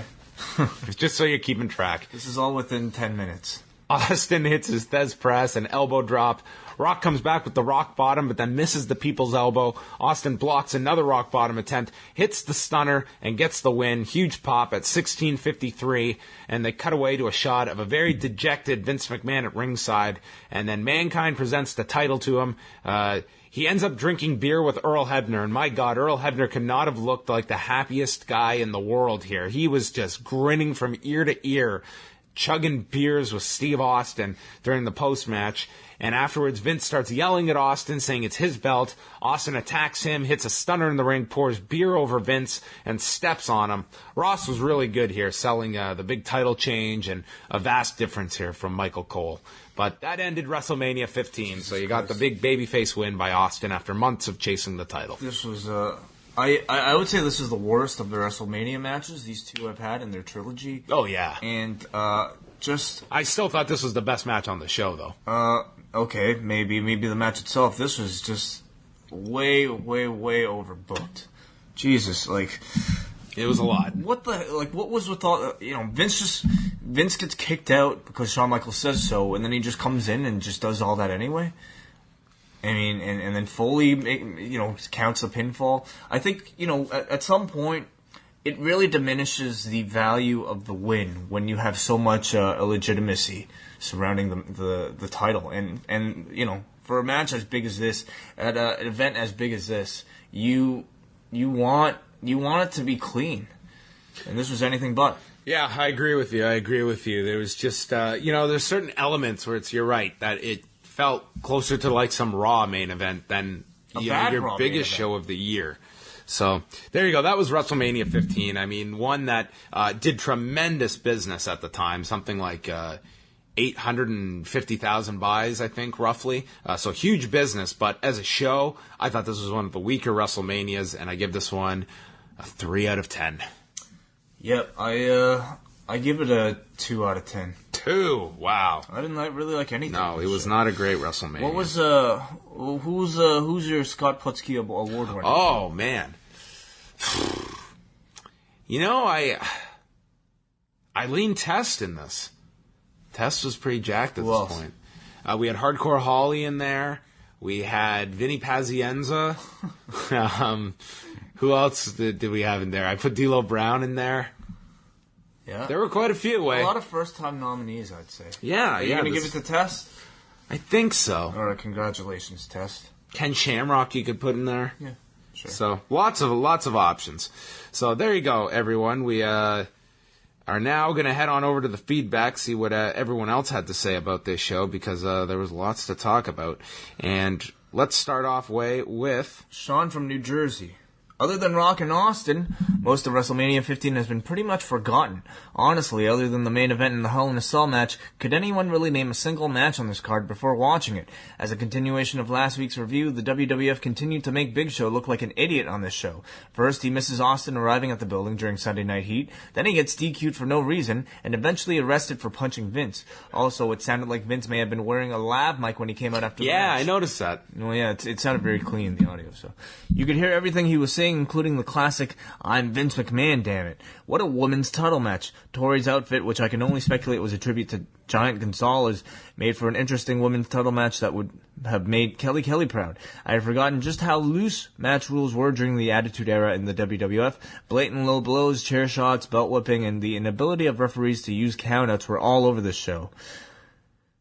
With all this being said, WrestleMania 15 was really a one-match show. Even the Philly crowd only really cared about the main event. Rock and Austin had a solid match, even with the incredibly overbooked finish. Nowhere near their match at WrestleMania 17 or 19, but a good mix of brawling technical wrestling and false finishes.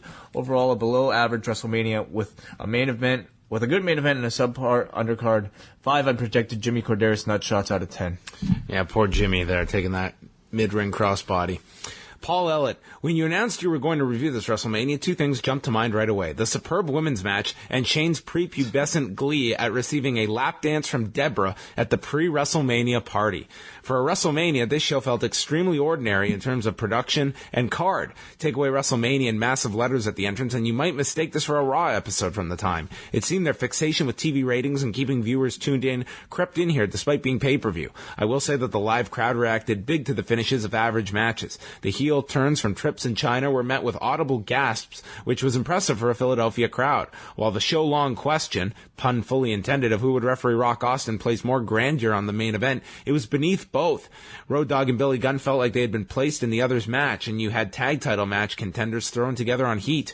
Note, contrary to what King said, Deborah did nothing to shape Owen and Jarrett as a team. Shane X-Pac was really entertaining for a Shane match where the Boy Wonder wasn't trying to cripple himself from a great height, despite the Cell match being a literal setup for the hanging, and to further the storyline once Mania was out of the way, I still love the overall spectacle of it. In retrospect, it's funny that this is the first big clash between Austin and Rock as it's often overlooked. Austin has even said he forgot his jacket, hence coming to the ring in a t-shirt. All can be forgiven as greater things would come in the pair's rivalry, with Rock exploding in the next 2 years. I would actually recommend their rematch at Backlash the following months over this one. Alan Jones, like most Attitude Era shows, this one doesn't hold up very well 10 years later. Austin Rock is gold, but the rest of the show is like one really long episode of Raw leading up to the main event. This Mania was pretty horrid as far as they go, especially given the fact that it took place during one of the company's hottest boom periods. It did end on a good note, and the crowd was about as lively as they could have been for most of the night, given the mediocre card for the show. So it is at least watchable in parts. It's funny how some shows don't make very much money and feature nothing but quality, but others such as this make McMahon and company soak in the cash. It just doesn't seem right. Go to Hawkeye from Wyoming. I was genuinely excited when you announced that you would be reviewing this show, since it was the first WrestleMania I was a fan for. I remember all the excitement Mania season brought for 8-year-old me that year, especially with WWF's huge media push that year, including superstars on the cover of TV Guide. May not sound like much, but it's more than you would see with today's WWE. That being said, looking back, this show isn't nearly the spectacle or the card that seems to define WrestleMania, but it's still the total package as far as Attitude Era shows go. The show wasn't full of classic matches and moments, but it wasn't devoid of them either. Obviously, the main event is regarded as one of the best WWF title matches from that period, and Pete Rose's minor appearance was memorable and entertaining enough to contribute to his WWE Hall of Fame induction.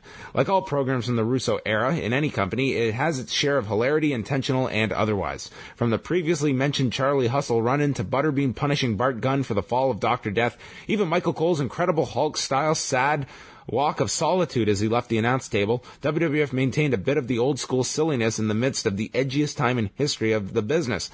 Okay, maybe the Cole thing wasn't supposed to be funny, but it was. Of course, two more products of the time reared their ugly heads in Philadelphia as we got the somewhat trashy angle of the Boss Man being hung and the ridiculous turns of Triple H and Chyna. And he gives this one 3 oversold Stone Cold Stunners out of 5. Next, we go to Christian Small, who says the best match in my view was probably the main event, even though it might have been the weakest of their 3 matches. What I found odd was the lack of hype video for the match. Cole said it was the most looked forward to match in WWE history, but very little was put into it. The problem was the Attitude Era and the title being switched so much around that time. Overall, this has to be one of the weakest Manias ever in my view. Had to give it 3 out of 10. Let's go to Kevin in Ireland. A mediocre show at best, saved only by the Austin Rock match, which would actually be bettered at Backlash the following month. The entire card was pretty weak as a whole and is a testament to how thin the roster was at the time, but in fairness, they were trying to make new stars at the time. There was, however, no need for the Hell in a Cell to be wheeled out, and it's matches like this that remind you while The Undertaker's streak is quite impressive on paper, there have been some awful matches that wisely get skipped over in the highlight reels. So in closing, I'd give this a 5 out of 10. 3 for the Rock Austin match, 1 for Bart Gunn getting knocked out, and 1 for the VHS cover, which had the subtitle The Ragin' Climax, which got an endless amount of laughs from me and my immature 17-year-old buddies at the time who would read innuendo into anything. Ashley from Bristol. I remember watching this event live at the time, and it really felt like the peak of the Attitude Era, with Austin overcoming all the odds of the No Chance in Hell storyline and regaining the title, which did indeed make for a raging climax. However, there was also a lot of shit on this card, including the pointless Brawl for All and the shambolic women's title match in which Tori looked and wrestled like Giant Gonzalez. One of my favorite matches on the card was the Four Corners elimination for the IC title, which featured the cream of the mid-card crop at the time, as well as the Ryan Shamrock Love Triangle. This was also one of my favorite Goldust runs, possibly due to all the shattered dreams being dealt. Going over to Tom Ketwig. First of all, happy Chinese New Year to Wai Ting. I have a question and a request at the end, along with more information about the Verve vs. Rolling Stones royalty fight. WrestleMania 15 is one of those shows that has not aged well outside of the main event. Rock and Austin, it's not much of a show. The show itself seemed to continue ongoing feuds instead of ending them. For example, Triple H and China turning on X-Pac. The show had probably the worst Hell in a Cell match in history. It was so bad it wasn't even included on the Hell in a Cell compilation that came out a couple of years ago. This was the last appearance of Gorilla Monsoon, who passed away in October of 1999. It was also nice to see Paul Bearer, who is also no longer with us. I can't imagine how The Undertaker felt when he heard the news of his passing. This really was a one-match show. I give it a 5 out of 10 for the main event, which, as others have said, is the third best Austin Rock match they had. Okay. Yeah. And that reminds me, didn't you send me some? Yeah, you read this one and I'll find that. Okay. We go to great radio, Chris Walt, who says, just a short review for me, as my last was a bit wordy. This really was a one-match show. The undercard struggled to hold my attention throughout. Short matches in the most, but no quality to write home about. Triple H seemed to be over as a face, so I can Okay, this is not that short. Have you ever considered a live bar/based review of Raw near the IZOD for April 8th? Like many UK listeners, my wife and I are making the trip to NYC for Mania, although I suspect if we can fight jet lag on the 5th, then ROH might provide the best wrestling of the weekend. Keep up the good work, guys. Always an enjoyable listen. I'd have handed back all for $60. I mean, no, we haven't really thought about doing any type of live review on Mania weekend. I mean, to be honest, I don't know. You guys tell us. Like, are there enough people that would show up for something like that? We have a lot to compete with that weekend. I know it's a pretty. You're diving in with some sharks that weekend to try and get a piece of that WrestleMania pie. Jill Duncan sent in this email to us. I'm not sure if this is useful or not, but I thought I'd write an email about the WrestleMania DVDs that are being released this week. WrestleMania 1 to 14 are the same DVDs that they released in 2005. WrestleMania 15 is a newly edited version. The WWF logo is not blurred, WWF is not dubbed over, and Tori's theme music is not replaced as it was in 2005. However, it has been edited from the 2005 release, which has a running time of 2 hours, 39 minutes, and 3 seconds compared to 2 hours, 46 minutes and 23 seconds. The biggest edits are the complete removal of the Undertaker Bossman video package, the complete removal of the post-match ministry attack, cutting when Undertaker raises his arms after the pinfall, and the removal of the choking spots with Bossman Undertaker and Austin Rock, with B-roll footage of Paul Bearer and the crowd being respectively substituted in their place. Could this indicate a new direction towards the editing of video releases? As far as I'm aware, they've not edited shows for violence before. As recently as the 2011 Austin DVD, the Austin Rock match had the choking spot intact. So that's some interesting... Yeah, that is, and that really disappoints me that, now...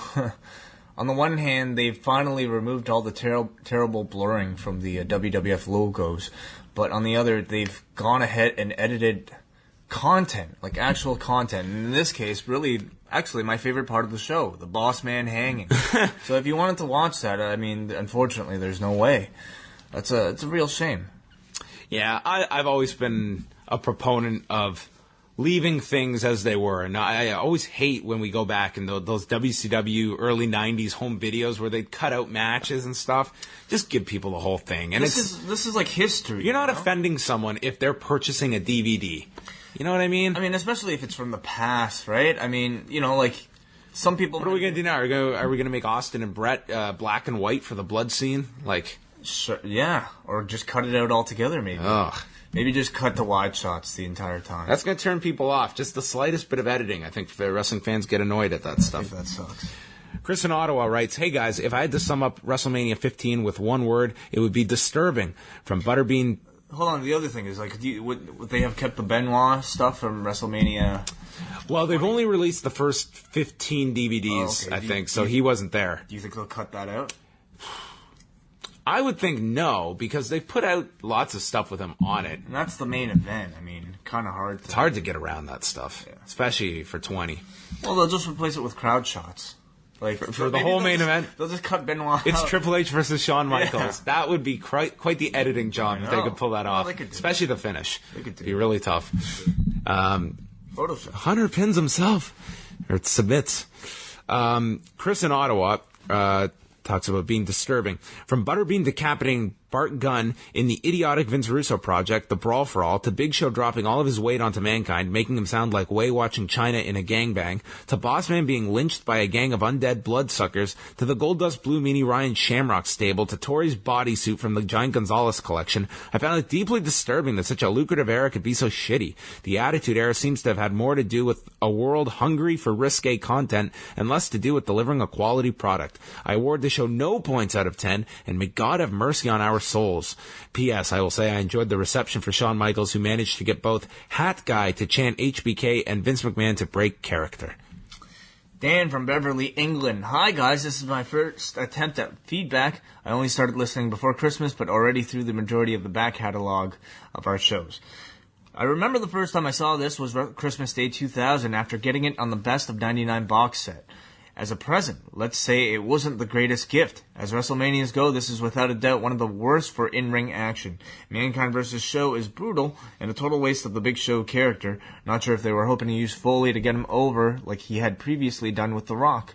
Undertaker vs. Bossman didn't need the sell and was poor use of both guys for a Mania. I would have gone with McMahon or Big Show vs. Taker and put Bossman with Shamrock to go in the tag title match, but I can't really remember the women's match after all these years, so I can't comment. Austin vs. Rock was good, although it was a bit of a clusterfuck ending. Go to Mike, who says, the tag title match was a bad match that was brutally rushed. As I'm sure most are aware, this was Owen's final WrestleMania. I thought Shane and X-Pac was average at best. The boxing match, all I can say is Butterbean is a pro. Gunn is not. Needless to say, Butterbean overwhelmed and then obliterated him, and Gunn was soon after released by WWF. Ken Shamrock should have been the one fighting Butterbean in Pancrase rules. It would have put over the WWF, and Ken wins that fight 98% of the time. Big Show Mankind was okay. It's amazing how many preposterous bumps Foley was willing to do, even in a match so short. Helmsley and Kane should have been sufficiently shorter because nobody cared about that match. Hell in a Cell was a poor use of both guys, but I did love when The Undertaker gestured to the top. This led to the Brood dropping down from the roof. Bossman tried to fight them off, but he ended up being hung from the cell. What a ludicrous thing to do, but goddamn, I loved it. The Rock Austin match, it was a standard Austin brawl from this time period. Lots of stand-up fighting without too many rest holds to slow the action down. I love the pace of the match. She'll get 6 out of 10 in my book. How did they go about choosing the Brawl for All participants? And why don't you think Ken Shamrock was chosen? Well, I mean, you look at the Brawl for All, outside of Dr. Death, who they had the hopes for, I mean, they weren't really risking any guys that they had significant stock in, and I think Ken Shamrock would have been one of those guys, and there wasn't a whole lot to gain. I mean, that tournament was designed for Dr. Death, so it made no sense to put Ken Shamrock in there. All right, we go to Chris Womack, who says, this was the first WrestleMania that I got to see live on pay-per-view. I had stopped watching wrestling for a while during the lean years, but started back up during the Attitude Era. The Austin versus Vince and Rock feud was off the chart at the time, and I remember being very emotionally invested in the main event. Vince's face when Austin wins the title was priceless. Rock and Austin had a decent match, but not as good as the match they would have had the following pay-per-view at Backlash. Say what you will about the undercard on the show, but I liked how almost every match was intertwined into one storyline. Not the best WrestleMania by a long shot, but a memorable one for me nonetheless. Vince from Vaughn, being of the mind in '99 that the WWF product was unwatchable, I didn't see this WrestleMania until many years later. Last year, I went back and watched all of WrestleManias from 1 to 26 in a series of marathon viewing sessions. What stood out to me from WrestleMania 15 was the overall tone of the event. The Attitude Era was in full effect in this show. Everything was edgy, provocative, and over the top. Even the matches themselves. Low blows were abundant on this show. As for the card itself, besides trying to tell a story involving multiple matches, there wasn't a great match on the show. Rock and Austin was a good match, not a great one, but compared to the rest of the show, it was watchable. There were times during this event that I felt like I was watching an XPW show. I was impressed by the attempt to tell a story throughout the show, but thoroughly unimpressed with the end product. With the exception of the Hell in a Cell match and the boxing match, I cannot even remember the outcomes of any match. The matches were irrelevant to the show. I know a lot of people like the Attitude Era. I did not. This show is the Attitude Era. I did not like this show. I give WrestleMania 15 an E for effort, not for entertainment. Wow, okay. Trent from Texas, who I think, if we had this prize, would get our feedback of the week. Oh. I forgot how hot a teenage Ryan Shamrock was. She was 19. She was by far the hottest woman on the show. She was the only woman who looked remotely natural looking. Every other woman had ridiculous looking cartoony plastic breasts that were way out of proportion to their bodies. Breast augmentation technology has since improved since 1999, and the modern divas have much better and natural-looking breast implants. While we are on the subject, this show is also the debut of The Rock's boob job. I felt it was important that all of this was addressed. And finally, to cap that off, how can we follow that piece of feedback? Kevin Perales. WrestleMania 15 was the first WWF television event I attended. I was 13 at the time and didn't really know what to expect as I had only been to house shows at the Scranton CYC before that. I rode a bus down from Wilkes-Barre and can still remember pulling into the venue and seeing one of the classic WWF block logo trailers and it hitting me that I was about to attend the biggest show of the year. Upon entering the arena, I saw a guy wearing one of the WWF suit coats with the logo patch on the pocket, and all the agents used to wear in the 90s. Maybe it was Chief J Strongbow. Maybe it was just some guy. Either way, I thought it was awesome. After that, I went to the merch stand, bought my $5 program, and headed to my seat. I was seated a few rows from the top behind the big screen that was in back of the announce table. Some of the more notable things from that night I remember are the Brood's entrance from the ceiling, which looked very cool live, as well as the hanging of the Boss Man. Once the segment ended, they got him down, put him on a stretcher, and rushed him to the back. Weird thing is, I don't remember any mention of it on TV after that. The Brawl for All was certainly a crowd pleaser, but not for Butterbean's quick work of gun, but also that it gave everyone one last chance to see Gorilla Monsoon. Unfortunately for me, I had to leave to use the restroom right as the main event entrances were happening. I was the only person in there when the glass shattered and the crowd roar was so intense, it felt like a gust of wind hitting me while I was at the urinal. Two funny in-crowd moments came very close to the end of the match. There was a false finish right before the final 3 count. The false finish was so good, it got a lot of people in my section to jump out of their seats thinking Austin had won. Some of them while still holding their beers. Needless to say, I saw beer fall like rain. Then, when the final 3 count was made, the exact same thing happened again. I felt bad for the people in the first rows of the section, but at least it was at a time before everyone had cell phones, digital cameras, and iPods that could be wrecked by such an occurrence. One other thing is that they claim it was a sellout, but I had an empty seat next to me all night that someone used to hold their signs. Overall, a really great time had in Philadelphia that day. From Sunday Night Heat to WrestleMania, it was a night I'll likely never forget. There you go. A live attendee. That was really good. Maybe they're off by 1. Change that. Almost. A virtual sellout, as they call it in the business. All right. Well, that puts a cap on WrestleMania 15, Wai. We got through it. 1999. What a period in pro wrestling history. Yeah, and what a review. I mean, this review physically spanned 14 hours. This was the longest from start to finish podcast we've ever done. Yeah. So that is going to wrap us up because we are exhausted at this point. So thanks to everyone for all of your feedback. Some really funny ones in there as well.